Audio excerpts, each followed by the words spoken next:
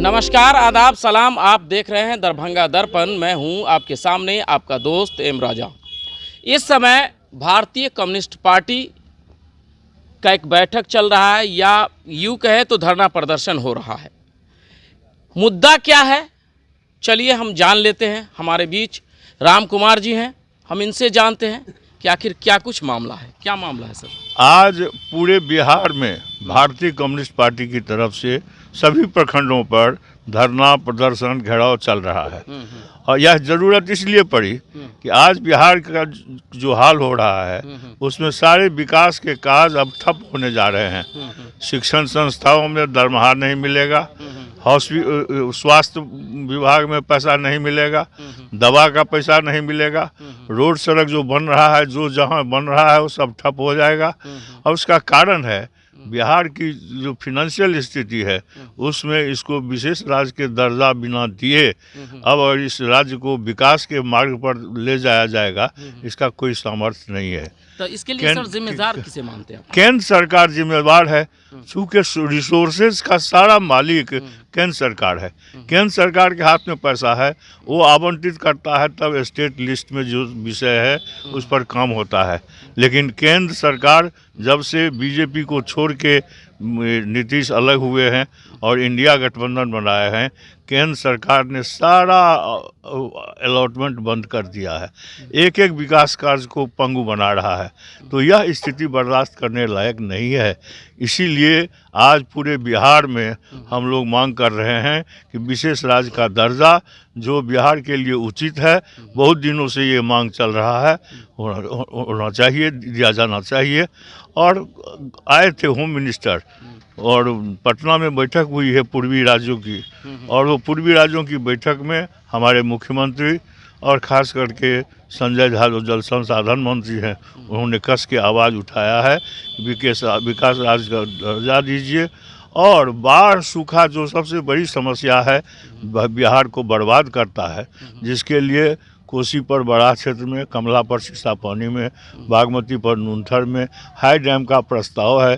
DPR के लिए पैसा दिया हुआ है, दोनों देश का ज्वाइंट ऑफिस खुला हुआ है।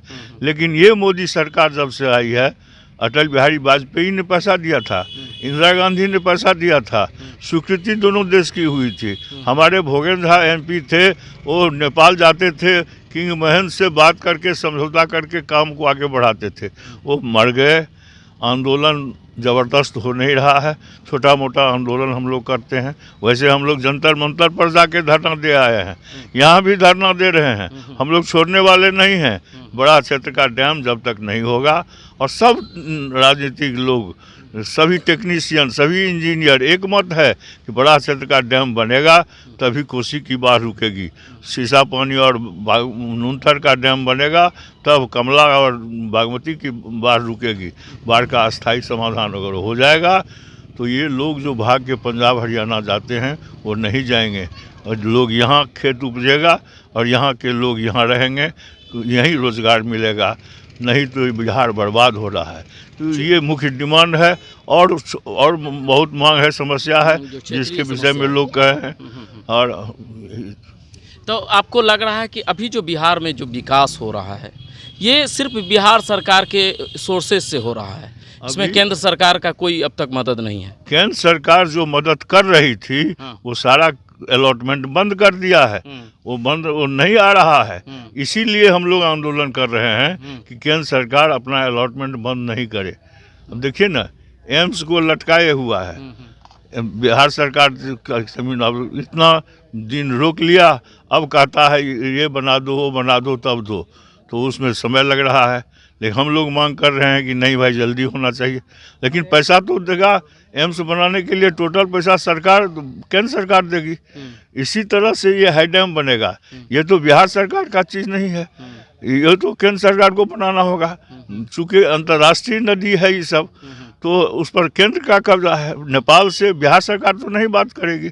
बिहार सरकार को अंगूठा दिखा रही है, और उसका कारण है कि ये जो बीजेपी को हराओ का नारा हम लोग दिए हैं इंडिया गठबंधन के लोग, इसीलिए बिहार के साथ ये सौतेलापन कर रही है केंद्र सरकार, इसीलिए ये आंदोलन। देखिए, जब से इंडिया गठबंधन बना है और जब से एक नारा दिया गया है भाजपा को हराओ, मोदी सरकार को हराओ, तब से बिहार के साथ सौतेला व्यवहार किया जा रहा है।